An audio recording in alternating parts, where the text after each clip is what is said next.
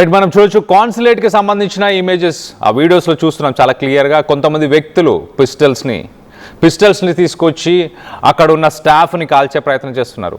మరోపక్కన అమెరికాకి సంబంధించిన సిబ్బంది, సెక్యూరిటీ సిబ్బంది కూడా ఇటు ప్రతికాల్పులను చేశారు. మొత్తం మీద నెక్స్ట్ వీడియోలో మనం ఒకసారి చూస్తే కనుక, మొదటి వీడియోలో ఇటు క్యాప్ పెట్టుకున్న ఆ వ్యక్తి, వైట్ కలర్ షర్ట్లో ఉన్న ఆ వ్యక్తి కాన్సులేట్ టార్గెట్ చేస్తూ, అక్కడ ఉన్న స్టాఫ్ని టార్గెట్ చేస్తూ ఒక పిస్టల్తో దాడి చేశాడు. మొత్తానికైతే ప్రతి దాడితో అంటే ఇటు అమెరికాకు సంబంధించిన సెక్యూరిటీ పర్సనల్స్ కూడా ఫైర్ చేయడంతో కొంతమంది వ్యక్తులు గాయపడి కింద పడిపోయారు.